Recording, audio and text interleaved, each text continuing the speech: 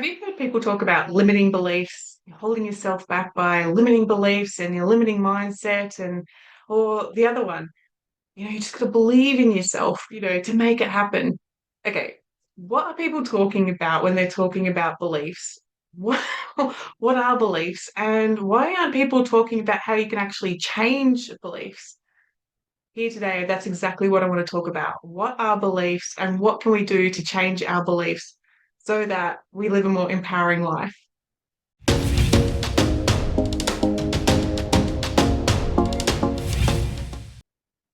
Hi, I'm Claire Chancellor from Be Your Purpose Coaching. I'm an NLP trainer and an NLP coach, and I love to work with people all over the world to be their purpose. Today, what I want to talk about are beliefs. So many people talk about, you need to shift or clear your limiting beliefs. You need to be able to believe in yourself. And I was like, wait, we take this word for granted. Like, what does it even mean to have a belief? So, what I want to talk about today is what are beliefs, what our neurology is doing to create a belief, and therefore, what can you do to change that so that you change your limiting beliefs or you build upon empowering beliefs so that the belief is changed, your actions are changed, the outcome is changed, and therefore your destiny is changed. The beliefs are a pivotal point that help us to manifest a life of abundance, but we need to start right at the root cause of like, where did you get that limiting belief from? So let's get started here. As I said, I wanted to talk about what are beliefs. And simply put, beliefs are an idea that is true without any facts. There's the word beliefs right there with the word lie, right smack bang in the middle of it. And it's that lie. It's not necessarily that we're lying to ourselves, but it's also brings in the question about the truth according to who, the truth according to what perception. And so if you have a belief about yourself, let's say that you believe that you are not smart at school, it's like, is that really true? Where did that belief come from? Or the belief that you have to work hard for your money. And it's like, we live in such an abundant world. Where did that limiting belief come from? So let's explore a little bit more about the specifics of how a belief is created. So beliefs are created by what we are consistently exposed to. This happened, and then the mind puts a meaning to it, and then it creates the belief. So this happened, my tooth fell out. I've been told that that means the tooth fairy is coming. So the belief is that, that the tooth fairy exists, that there's some meaning, maybe some lie that we were told to as a child to create that belief. And maybe it's an empowering belief that there's the belief in magic and fairies and the elementals and the mystery of that. But bringing it down to basics as an example, this happened. I was laughed at school. It means that the school is not a safe place to be. Equals, equals I'm not a good student or something of that nature. We could mix and match the different things that happen and the different meanings to equal a different belief. And that's why we all have different beliefs about the world. It comes back to respecting each other's model of the world. But at the end of the day, when we are exposed to something consistently, the brain and the mind is going to create that hard wire to recognize that this is now the belief. What you've been exposed to is exactly what you're going to expect in your world, and it just builds upon that belief to be true. Now, sidestepping for a second and bringing our attention to Dr. Amato, he studied water. What he did was he studied how our projections and our beliefs influence the outside world around us. He had his research team get glasses of water and project you full onto that water. And over time, when they had a look at the water molecule under the microscope, they could see that the energy in the projection of you full had such a disharmony to it compared to the glass of water that had thank you, gratitude, appreciation, and the harmony and the vibration and what that's done to the water. Now, knowing that our human bodies are 70% water, 80% water, whatever the numbers are, The question comes back to, what are you telling yourself? What are you consistently exposing yourself to? What are the beliefs that you're creating about yourself? And therefore, are you creating harmony within yourself, or are you creating disharmony? It comes back to you and that self-responsibility to start to be aware of what your beliefs are.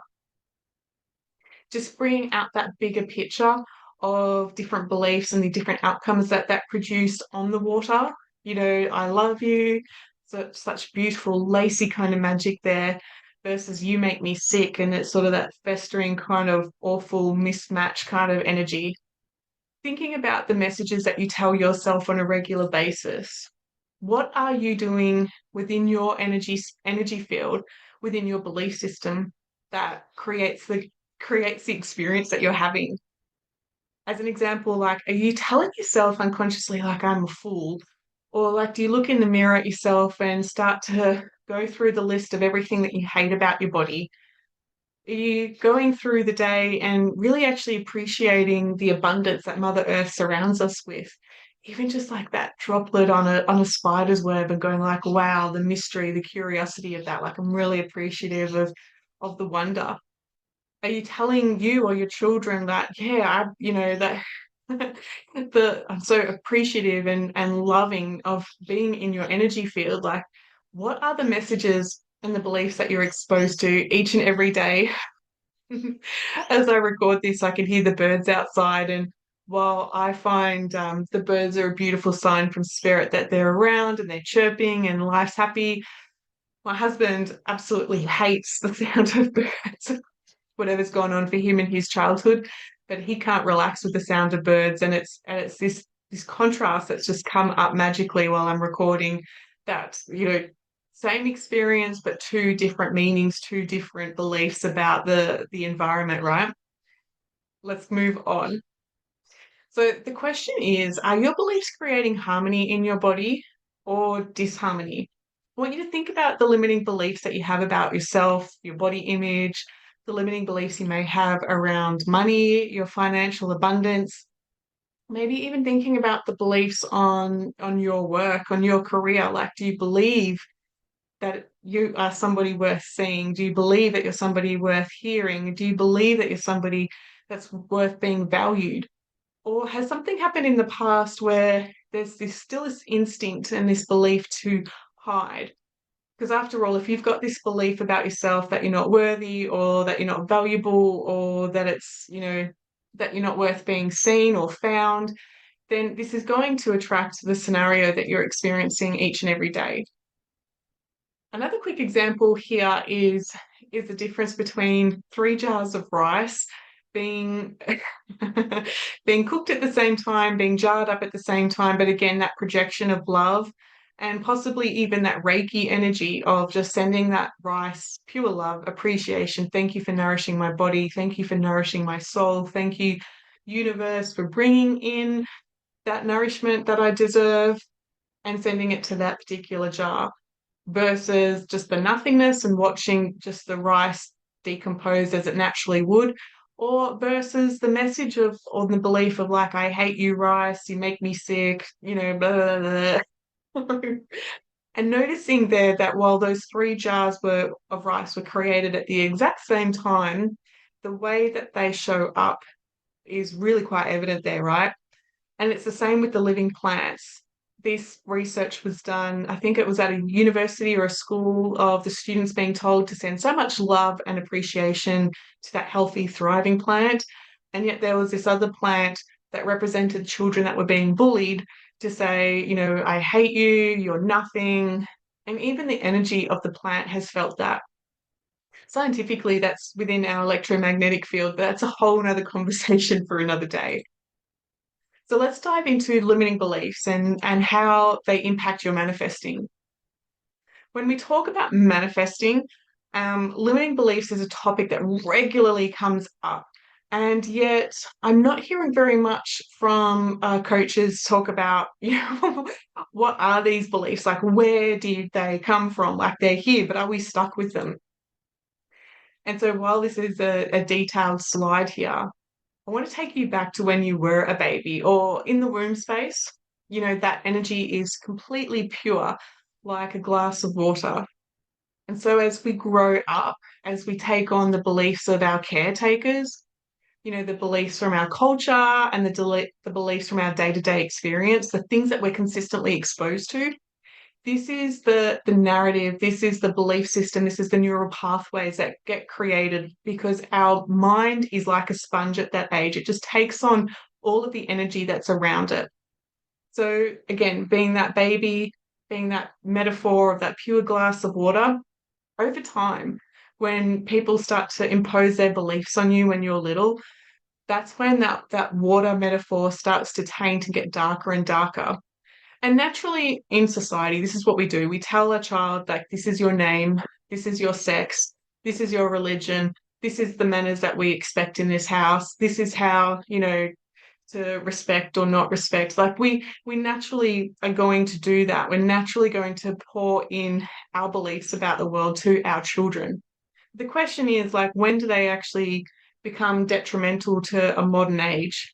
So I want to sidestep a little bit and give you a quick example here. So, as an example, the moment that your mum panics as you get close to the road, let's say that you're like a 4 or 5 years old and you get close to the road and you hear your mum yell out like, "Ooh," the way that our unconscious mind is wired will take on that panic, that shock of like, "Oh, I'm not safe in this world. Like, I need to be hyper vigilant." And so within this metaphor, the glass of water becomes a little bit more tainted. And now that we're an adult, we still approach that world with our unconscious programming, saying, okay, I'm not safe in this world, I've got to be careful. But the question is, as an adult, you have so much more awareness about what's going on around you. Have you done the inner work to actually dial down the childhood stuff that ensured your safety when you were little? But as an adult, it's like, does that even need to be in place anymore? I've met clients and women who actually genuinely just don't feel safe in this world. And it's not because something bad happened to them, but it's just because their projection from their mothers, their grandmothers, their parents of how precious they were and the helicopter parenting around them, put this, bubble wrap around them. And it's like, what would happen if we actually undid this bubble wrap? Do you have the backbone? Do you have the strength? Do you have the support? Do you have the intuitive knowing that you're actually brilliant in this world? Like, you need to show up without all of those layers. So, however, your unconscious mind works these limiting beliefs, basically what happens is, unless you actually go in and clear those limiting beliefs, or unless you're aware that those limiting beliefs are taking on board the steering wheel of your life, then they're going to trigger off this momentary instinctive fear every time that you approach the world in that metaphor. That's why it's really important to get coaching if the limiting beliefs are holding you back. If you're somebody who just lives on a farm and you don't cross the road very often, then maybe you don't actually have to do the work. Maybe that limiting belief can just stay there and you can live your life in peace on the farm or out in the outback where you just don't see busy suburban roads. So is it limiting? Is it not? It just depends on how much of a grip it's having on you in your day-to-day world. So basically, once you filter out your limiting beliefs, the glass of water actually becomes clear and new empowering beliefs can start to take its place. You come back to the truth of your soul and the truth of who you are, and your intuition can start to speak to you a lot clearer so that you can actually be in alignment and manifest that truest version of you. So hopefully this is making sense with my metaphor on water, but basically you're here to live your purpose. And that is actually free from everybody else's projections onto you. It's what is important to you.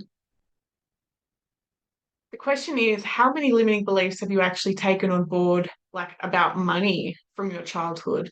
It's crazy to think that it's not even yours, like the limiting beliefs. I think I've seen it all, but like you have to work hard for your money, or that money doesn't grow on trees, or just seeing that dad was a gambler with money, and so therefore money's not safe to keep in your account. So you got to spend it, spend it, spend it, spend it, spend it before it gets taken. Or the other one of beliefs about money, the other end of that is like, you've got to respect money, you've got to save it, you've got to invest it. Two ends of the spectrum, but overall, the belief that you've taken on board, be it money, your self-worth, what you expect of yourself, most likely these beliefs actually aren't even yours, and you do have the choice to move them if you want. Thankfully, with NLP hypnotherapy, they're really easy to shift. So again, I want to come back to what are beliefs. Hopefully, I've started to paint the picture. This happened, so it means and equals the belief. So I go to school where people are, so that's what happened. That means I have friends, equals the belief that people are friendly. Or the other end, I go to school where people are, so that's what happened. That means I'm exposed to strangers, and therefore the belief that is created are people are a threat.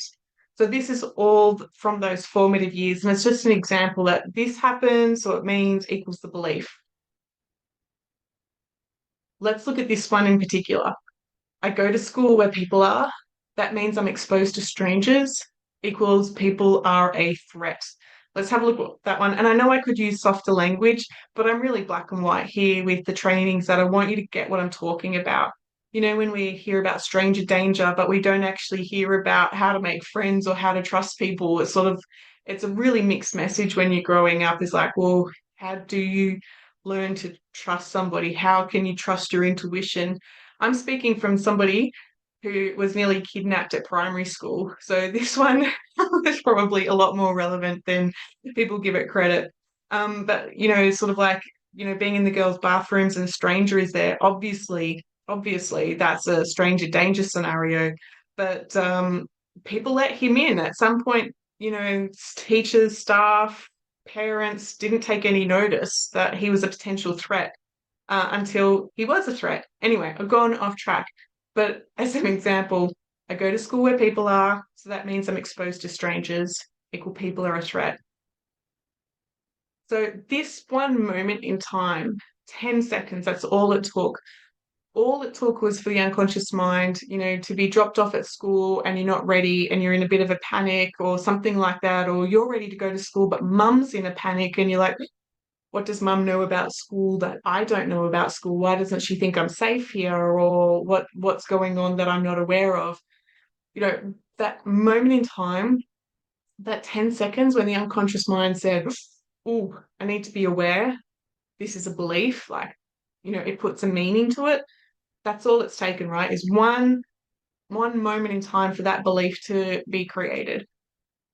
And so after that, you get dropped off to school, and that belief again about stranger danger, or school is difficult to be at, and then you build on like being at school is difficult to be at, and you build the belief that school is difficult to be at, and eventually over time, that constant exposure, that constant evidence that you're right, school is difficult to be at, the world, it's difficult to be in this world. That belief just builds until it becomes consuming. And of course, that can manifest in health problems, or it can manifest in other problems in your life. And it's like sometimes we tell our children, like, just wait, once you finish school, you'll find your people, you'll be fine. But this limiting belief was like 10 seconds of your life that's consuming years and years and years of limiting decisions, limiting paths, limiting yourself, limiting your career. So what happens with this particular belief here is that we actually need to go back to the very root cause of when this limiting belief got created. We need to go back and we need to change the meaning of that belief. We need to go and take out the intensity. We need to go out and address what is it that that inner child actually needed in that moment, so that that limiting belief doesn't have such a grip on the steering wheel of life. Now, so through a variety of NLP processes, what I aim to do in a session with somebody is to take out the intensity of that belief. And it really is sometimes as simple as getting in touch with that very first scene, getting in touch with what are the lessons, what was I supposed to learn from that moment in time, what was the piece of information that I missed that I now have access to seeing. And then I want to actually shrink down that memory. I actually want to blink it black and white, because the truth be told is that we store and code all of our experiences in and around our electromagnetic field. If you think about the certainty that the sun will always rise, think about that. Where around your body is the knowing and the certainty that the sun will always rise? And for me, it's up here. And that's where the picture is stored and coded. So what happens is, if I'm certain that the sun will always rise and I'm working towards creating a new business adventure, or a new business venture, or a new project, I'm actually going to visualize that picture there being there, not over here where it's a maybe. I'm actually going to bring it over to here where the sun will always rise. Stop share so you can see. So if I have the certainty that the sun will always rise here, and I've got this idea of a project, if I actually bring that picture of that project over to here, where my where my neurology knows that the sun will always rise, I can bring in the energy and the intensity and the knowing and the certainty that that project will absolutely come to fruition, because I'm already using my neurology that's already hardwired within. So going back to that limiting belief, if I've got this belief here that people are mean, that the world is not safe, and every single day I'm having to walk into that belief, it's like, wow, what a difficult life. And so with beliefs, we're going to actually move that and change that out of the way so that it's not so intense. It's not going to be the main focus. We can shrink it. We can blink it black and white. We can take the intensity out of it. And so now that it's no longer directly in front of us, be that financial troubles or the pictures of having to work hard, or the pictures, whatever, or the submodality. So like even the sounds or the echoes of the voices of somebody saying like, you're no good, you're pathetic.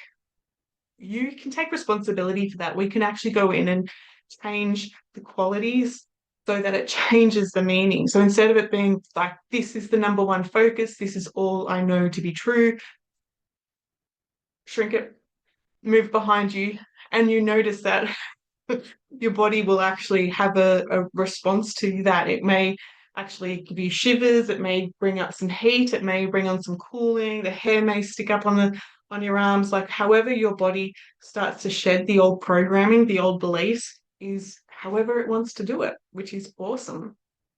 So going back to the slides for a second here. Once that's out of the way, now we actually want to bring in abundant beliefs to fill the space where previously the limiting belief was.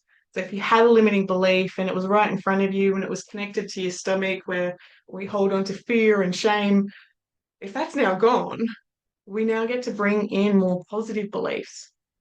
We get to bring, and for me, knowing that I'm a Reiki master and trained in theta healing, I actually want to bring in like that golden light and the abundance and the knowing and the certainty, and to just let it expand throughout the entire being.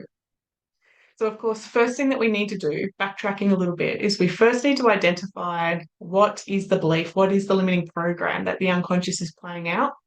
And that's always so much easier to do with a coach, to be able to hold the space and to see outside the limitations that you can't see out of. But of course, you can do this, you can chip away at this. You can look at your own belief system with journaling and say, okay, life is like, money is like, friendship is like, and start to identify what meaning you're putting to the experiences that you've had. Check in with yourself, like what experiences occurred when you were young that caused you to actually believe that. And like crossing the road, is that belief still true? Do you still need to hold your mum's hand when you cross the road? The question is, what new choices are available to you? So just going to the next slide. So if the beliefs that are locked in at deep unconscious level, you may actually want to find a trusted professional in NLP coaching, a hypnotherapist, a Reiki person, a theta healer. As an NLP trainer, I'm doing my bit to teach lots and lots of people NLP so that they have the skill set to help you change your beliefs. And so as simple as it is, once you know what the steps are, once you actually understand how easy it is to shift a limiting belief, you will then show up in the session so much more focused with such a higher expectation of a change within yourself, the transformation within yourself. And so there's that new belief, right? It's like, well, I can have anything that I want. I can change what I want. I can show up the way that I want. Knowledge is power. And so hopefully with this session here that you get a better understanding of the ways that your limiting beliefs are holding you back. Exciting stuff, guys. I hope that helps, and I'll talk to you later.